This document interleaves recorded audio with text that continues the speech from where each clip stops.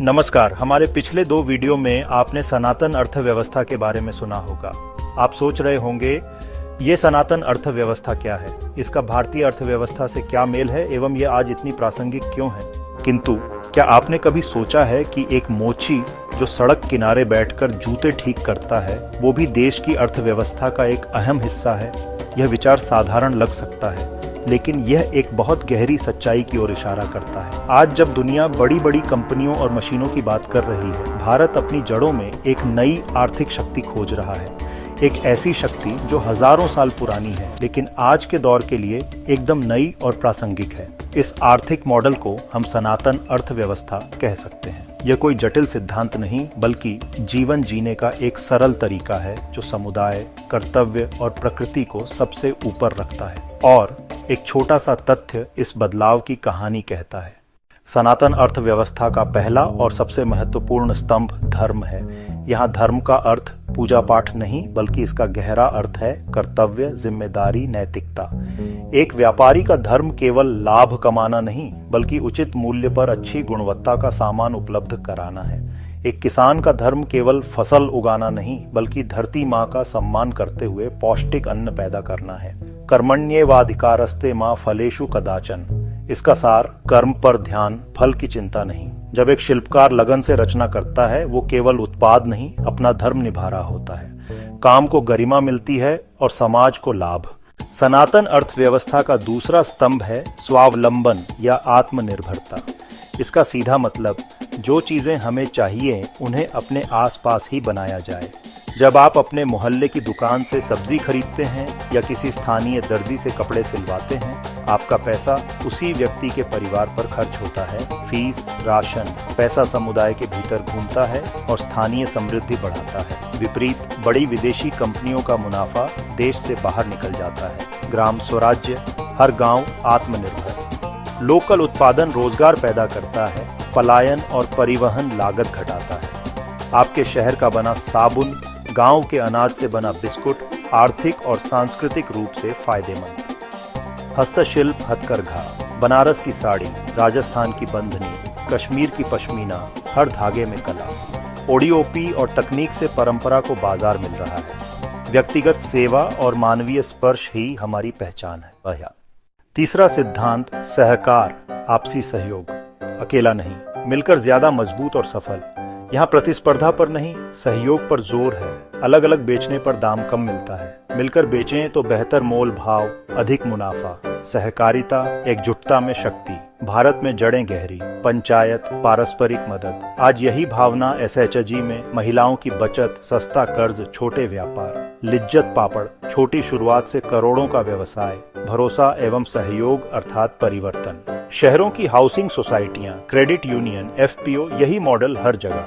सामाजिक पूंजी, भरोसा, सहयोग, एकजुटता भारत की सबसे बड़ी ताकत। चौथा और आज के समय का सबसे प्रासंगिक स्तंभ स्थिरता है। इंसान प्रकृति का मालिक नहीं, बल्कि उसका हिस्सा है। इसलिए शोषण नहीं, पोषण जरूरी है। अर्थव्यवस्था को पर्यावरण को नुकसान दिए बिना जरूरतें पूरी करनी चाहिए।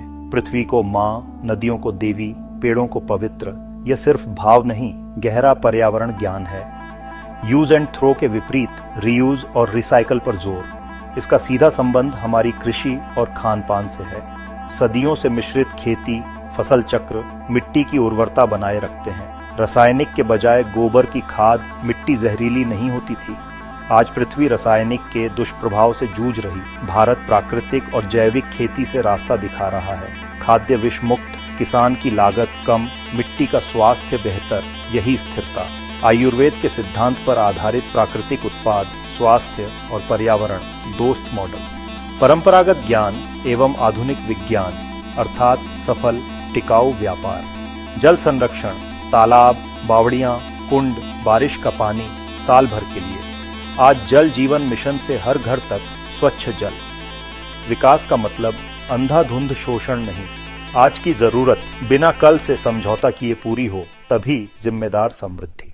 एक शक्तिशाली स्तंभ, परंपरागत ज्ञान और कौशल का सम्मान। ज्ञान सिर्फ किताबों या विश्वविद्यालयों में नहीं, ये पीढ़ियों से कारीगरों, किसानों, वैद्यों के हाथों दिमाग में बसा है। किस मिट्टी से मजबूत घड़ा, कौन से धागे से सुंदर बनावट, यह साइलेंट नॉलेज है। यह किसी MBA से कम नहीं, इसे आर्थिक मूल्य मिलना चाहिए। यह दृष्टिकोण फॉर्मल और इनफॉर्मल की खाई पाटता है, वरना परंपरा लुप्त हो जाती है। सनातन मॉडल इस ट्रेंड को पलटना चाहता है। सॉफ्टवेयर इंजीनियर जितना ही महत्वपूर्ण कुशल बढ़ई, दोनों मूल्य रचते हैं। योजनाएं ट्रेनिंग और बाजार देती हैं। जब जरदोजी कारीगर ऑनलाइन सीधे विदेश बेचता है, आय, आत्मविश्वास और सम्मान बढ़ता है। संख्या स्पष्ट तस्वीर पेश करते हैं। 6.3 करोड़ से अधिक MSME, लगभग 12 करोड़ रोजगार, कृषि के बाद नंबर 2 एम्प्लॉयर, छोटे स्थानीय व्यापार रोजगार समस्या का बड़ा समाधान। NRLM के तहत 80 लाख से अधिक एवं SHG, 9 करोड़ से अधिक महिलाएं जुड़ चुकी। है ना आश्चर्यजनक? नाबार्ड SHG परिवारों की आय लगभग 19% बढ़ी। बचत आदतें बेहतर। ONDC छोटे विक्रेताओं को बराबर अवसर देता। अगले दौर में महीने के 20 करोड़ से अधिक लेन देन का अनुमान। अब एक छोटा दुकानदार पूरे देश को माल बेच सकता है। विकास अब कोने कोने तक फैल रहा। लोकल, सहयोग, कौशल पर आधारित बॉटम अप ग्रोथ से समावेशी और स्थिर अर्थव्यवस्था बन रही है। सनातन सिद्धांतों को जमीन पर बदलने को सोची समझी रणनीति चाहिए। नॉस्टैल्जिया नहीं, परंपरा एवं आधुनिक औजार।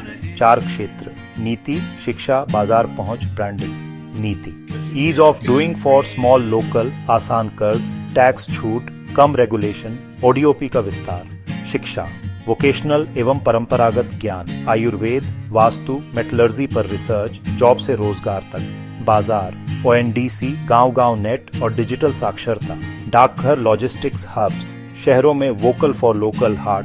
ब्रांडिंग, GI टैग्स, योग जैसे आयुर्वेद, नेचुरल टेक्सटाइल्स, क्राफ्ट्स को global brand, aggressive story telling से कहानी, विरासत, पर्यावरण लाभ प्रस्तुत। हम उस मोड़ पर खड़े हैं जहां दुनिया नए आर्थिक मॉडल ढूंढ रही है। GDP और मार्केट से ही विकास नापना अब अधूरा साबित हुआ। असमता, पर्यावरण विनाश, सामाजिक विघटन। ऐसे में सनातन अर्थव्यवस्था ताजी हवा जैसी है। यह मॉडल धन के साथ मानव कल्याण, सामुदायिक सद्भाव और प्रकृति संतुलन पर केंद्रित है। पूरी दुनिया के लिए उम्मीद। असली संपत्ति बैंकों में नहीं, हमारे समुदायों, हमारे कौशलों, हमारी परंपराओं में है। लोकल खरीदना, पड़ोसी के सपने में निवेश। सहकार से हम एक दूसरे को उठाते, स्थिरता से अगली पीढ़ियों का भविष्य निश्चित करते। यह मॉडल भारत को आत्मा को बचाकर समृद्ध महाशक्ति बनने का मौका देता है। ताकत मिसाइल या फैक्ट्रियों में नहीं, करोड़ों आत्मनिर्भर नागरिकों की रचनात्मकता और रेजिलियंस में होगी। जिम्मेदारी सिर्फ सरकार की नहीं, हर नागरिक की।